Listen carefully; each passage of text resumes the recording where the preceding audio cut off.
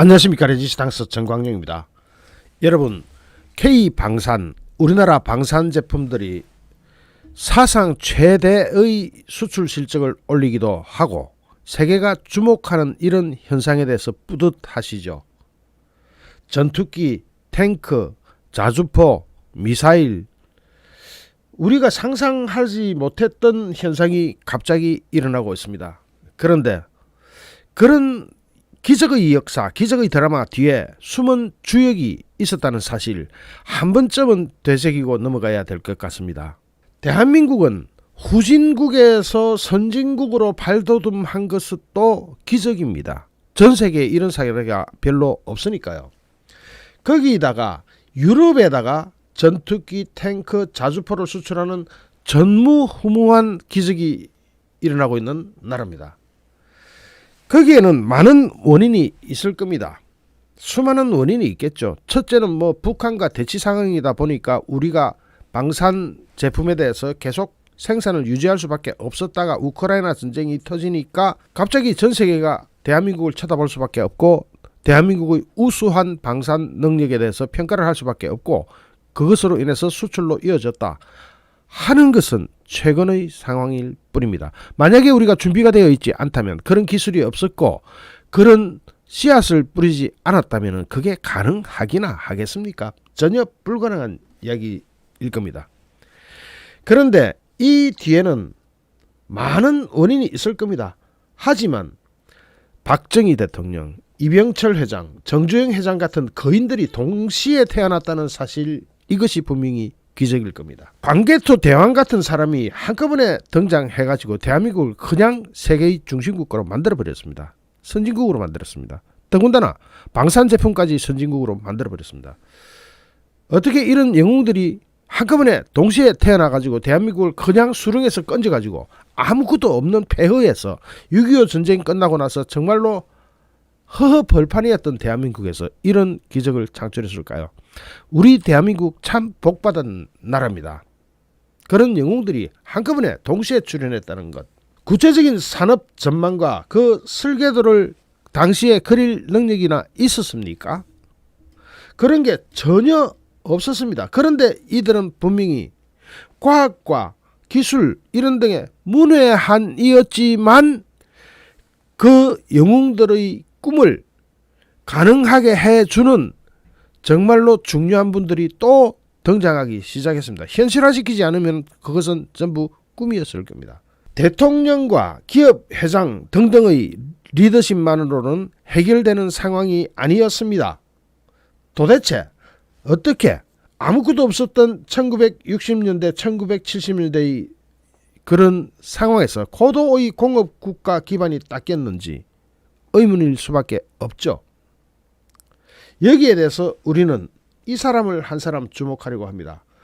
박정희 대통령, 그리고 정주영 회장, 이병철 회장 등등은 너무 많이 아니까 그냥 넘어가고, 그거는 이제 워낙 인지도가 있으니까, 또 실질적으로 대한민국을 일으킨 영웅들이니까.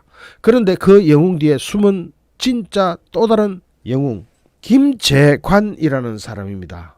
서울공대 기계공학과를 졸업하고 1956년도 6.25가 끝난 지 3년밖에 안 된 시점에서 산업은행과 서독 유학생 시험에 모두 합격을 했습니다.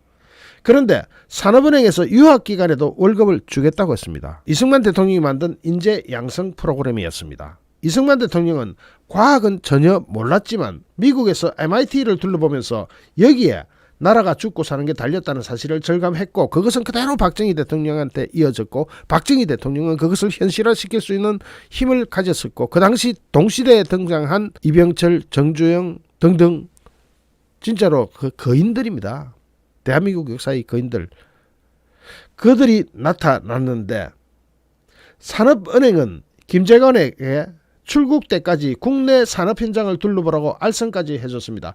전쟁 직후 모든 것이 무너진 형편없는 시절이었지만 김재관이라는 천재가 둘러본 걸로는 싹수가 보였다는 겁니다. 싹수가 있는 나라다.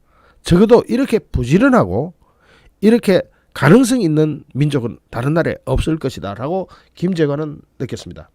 그 당시 김재관은 부산 피난 시절에 미군 부대에서 일하면서 미군 무기들이 모두 지금까지 자신이 보아둔 그런 철하고는 다르다. 특수한 철로 만들어졌다는 사실에 주목합니다. 그래서 민헨 공대에 유학한 김재관의 전공은 이미 금속학으로 정해졌을 겁니다. 박사 학위를 받고 세계적 제철소인 덴마크 종합기획관에 들어갔습니다. 2년 뒤에 박정희 대통령이 차관을 얻기 위해서 서독을 방문했습니다. 그 당시 서독 방문했을 때 광부와 간호사 이야기는 우리가 다 익히 알고 있던 겁니다. 서독에 돈 벌러 간 광부 간호사들 앞에서 눈물의 연설을 했던 바로 그 유명한 방문 시절에 박정희 대통령은 유학생들을 초청해서 조찬 모임을 했습니다. 그 당시 박정희 대통령은 유학생들한테 하고 싶은 이야기를 해달라고 하고 요청하자 한 명이 걸어 나왔다고 합니다. 김재관이었습니다. 박정희와 김재관의 첫 만남이자 한국 산업사에 기록될 역사적인 순간이었습니다. 그는 박정희 대통령에게 한국 철강공업 육성 방안이라는 두툼한 논문을 전달했습니다. 바로 이 논문입니다. Proposal for Development of Iron and Steel Industry in Korea. 이 논문을 박정희 대통령한테 줬습니다. 박정희 대통령은 이것을 꼼꼼히 읽어봤습니다. 김재관은 유학과 직장생활 내내 한국에 종합제철소를 짓는 문제에 골몰했습니다. 그 당시 대한민국이 돈이 있었습니까? 기술이 있었습니까? 인재가 있었습니까? 아무것도 없는 상황에서, 정말로 아무것도 없는 상황에서 김재관은 유학 시절 그리고 독일에서 이 직장생활 내내 대한민국에 종합제철소를 지어야 한다. 제철소는 이승만 대통령 때부터 박정희 대통령 때까지 국가적인 과제였지만 도무지 방향을 잡지 못하고 있었는데, 우선 제철과 같은 철을 만드는 것 같은 거대하고 복잡한 문제를 아는 한국인 자체가 한 사람도 없었다고 봐야 될 겁니다. 금속학을 공부하고 세계 굴지의 제철소 종합기획실에서 일했던 김재관은 대한민국이 기댈 수 있는 유일한 대한민국 사람이었습니다. 박정희는 김재관을 눈여겨보았습니다. 키스트 한국과학기술연구원 첫 번째 해외 유치 과학자 18명 중 한 명으로 김재관을 불러서 제1연구부장을 맡겼습니다. 박정희 대통령은 제철소 건설을 일본에서 받아낸 대일 청구권 자금으로 해결하기로 했습니다. 그 당시 일본은 브레이크를 걸었습니다. 일본은 이 돈이 군사정권한테 가면은 타당하게 쓰일 수 있냐 하는 데다가 의문을 던졌습니다. 일본은 그 돈을 타당하게 쓸 수 있다는 것을 입증하라고 요구했고, 그 임무는 바로 이 김재관 박사가 맡았습니다. 중대한 기로였습니다.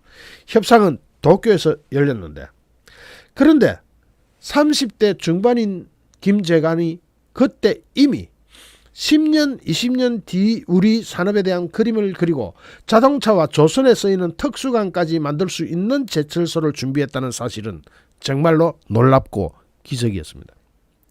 일본은 이 같은 김재관의 제철소 건립 방안에 불가능하다고 반대했습니다. 첫 번째는 일본이 반대했던 처음은 군사정권이 또 돈 다른 데 쓴 거 아니냐 하는 이런 의구심. 두 번째는 김재관이라는 사람이 이야기하는 게 이게 너무 허황되다 하면서 반대했습니다. 그러나 김재관은 제철소의 모든 것을 다 아는 사람이었습니다. 결국 일본은 김재관 방안의 타당성을 인정했고 포스코의 신화가 시작되기 시작했습니다. 포항종합제철. 김재관이 그린 포스코 공장 배치도는 20년 뒤 생산 규모가 9배로 커질 때까지 조금도 변경 없이 사용할 수가 있었습니다. 그야말로 천재였다고 볼 수 있겠죠. 대한민국이 난 기적. 그 후에 김재관은 키스트에서 한국기계공업 육성 방안을 보고하고 박정희 대통령은 이를 토대로 1973년 중화학공업화 선언을 합니다. 한국이 농업국가에서 공업국가로 바뀌는 순간이었습니다. 그 골간이 바로 선철, 특수강, 중기계, 조선이었습니다. 여러분, 지금 우리가 이름을 날리고 있는 K9, K2 흑표전차 등등 무기들이 다 뭘로 만들어집니까? 철강으로 만들어집니다. 그 철강, 포스코가 없었다면 가능했을까요? 포항종합제철이 없었다면 그게 말이나 되는 이야기입니까? 김재관은 뮌헨 공대, 독일의 뮌헨 공대에서 독일군 함포와 대포의 금속 조성을 미리 공부해 놓고 있었습니다. 한국에 오기 전에 그 부분을 집중적으로 팠습니다. 중국에는 탱크를 만드는 것과 같습니다. 조선은 유조선과 동시에 군함도 만들어냈습니다. 오늘날 K방산의 토대가, 오늘날 K방산 드라마의 기적의 토대가 그때 만들어졌습니다. 박정희 대통령은 김재관을 상공부 중공업 차관보로 임명했습니다. 김재관 차관보는 일부의 강한 반대를 무릅쓰고 박정희 대통령에게 독대를 정해가지고 한국형 승용차 양산화 계획을 채택시킵니다. 승용차가 태어나는 순간입니다. 조선과 자동차 모두 당시 기업인들은 손을 졌지만 도저히 못하겠다고 도망다니고 그랬잖아요. 유일하게 정주영 회장 딱 한 사람이 나타나서 하겠다고 손을 듭니다. 그것이 바로 오늘날의 현대자동차, 현대중공업의 모태였습니다. 이럴 때 보면 정주영 회장도 정말 대단합니다. 고속도로 뚫었다 하는 그것만 기억하시는 분들, 현대자동차가 불모지에서 탄생했다는 것 아시는지요? 현대중공업, 현대조선, 500원짜리 지폐에 새겨진 거북선 그림 새겨진 그 지폐를 들고 돈을 빌려가지고 그냥 조선소 만드는 거하고 선박 짓는 거하고 동시에 진행해버린 그런 영웅. 이거 전 세계 역사에 없는 일입니다. 박정희 대통령은 김재관을 ADD, 드디어 이야기가 나와야 되죠. 국방과학연구소 부소장에 임명을 합니다. 지금 현재 이 모든 제품들이 다 어디서 나왔습니까? 어디를 통해서 다 개발되고 어디를 통해서 다 설계도가 그려집니까? ADD, 국방과학기술연구소. 김재관이 어디로 갔다고요? ADD에 갔습니다. ADD 부소장에 임명합니다. 임명된 날 당시 신문택 소장과 김재관, 키스터 조선 담당 김훈철 세 사람은 남해 한산도 충무공 사당을 찾았다고 합니다. 이 영웅들은 뭔가 좀 다른 게 있습니다. 포스코, 포항종합제철의 박태준, 광양종합제철을 완공하고 나서 박정희 대통령의 묘소를 찾았죠. 그날 비가 부슬부슬 내렸습니다. 거기에 가서 포스코 박태준 회장은 박정희 대통령 내외의 묘소에 거수경례를 붙입니다. 그리고는 한마디 합니다. 각하 임무 완수하고 왔습니다. 똑같은 일이 벌어졌습니다. 이 세 사람은 김재관, 신문택 소장, 키스터 조선 담당 김훈철 세 사람은 한산도 충무공 사당을 찾아가서 나라를 위해서 목숨을 걸고 임전무태로 국방기술을 완성하겠습니다. 라고 맹세를 했다고 합니다. 누구한테? 충무공 이순신 장군한테. 이 ADD에서 미사일까지 나오고 있습니다. 당시 박정희 대통령이 키스터 연구원들에게 밥을 사면, 대통령이 밥 사기 위해서 키스터 연구원들하고 식사를 하면 그 자리에서 코피를 쏟는 연구원들이 한둘이 아니었다고 합니다. 대통령 앞에서 코피를 쏟을 정도로 참 열심히 했습니다. 오늘 이 나라가 그냥 이루어진 나라가 아니라는 것을 보여주는 역사적인 사실입니다. 대한민국에는 이름이 알려지지 않은 수많은 영웅들이 있습니다. 이 영웅들, 이 거인들, 이 사람들 이름을 한번 불러주는 것이 바로 후세 교육을 위해서도 그렇고, 또 이 영웅들을 기리는 정신도 그렇고, 또 미래를 예약하는 데도 그렇습니다. 충무공 이순신 사당을 찾아서 나라를 위해 목숨을 걸고 임전무태 각오로 국방기술을 완성하겠습니다. 라고 맹세했던 영웅들. 이들이 없었다면 대한민국이 오늘이 가당키나 한 일입니까? 우리 대한민국 결국 그냥 이루어진 나라가 아니었습니다. 이분들의 정말로 영웅적인, 그리고 자신을 돌보지 않는 코피를 쏟으면서 연구를 했던 그 결실이 오늘 K방산 기적의 드라마를 쓰고 있는 모태입니다. 오늘 모처럼 박근혜 대통령님의 71번째 생신을 맞아서 옛날 생각이 참 많이 났었는데 이 기적의 드라마를 여러분께 소개하게 된 것 역시 행운이고 다행이라고 생각합니다. 이 사람이 바로 김재관, 바로 그분입니다. 닥터 김재관, 우리나라 숨겨진 남들이 잘 모르고 있었던 바로 그 거인이고 영웅, 박정희 대통령과 정주영 회장, 이병철 회장, 그리고 이승만 대통령 모두가 참 광개토 대왕 같은 그런 거대한 인물들이 동시에 탄생했다는 그런 기적의 현장에서 바로 이 김재관 같은 분이 그것을 가능하게 했습니다. 여러분, 자랑스러운 대한민국입니다. 정말로 자랑스럽습니다. 이럴 때는 정말로 자랑스럽습니다. 잠시 후 또 다른 주제로 여러분을 찾아뵙겠습니다. 시청해 주신 여러분께 진심으로 감사드립니다. 여러분 고맙습니다.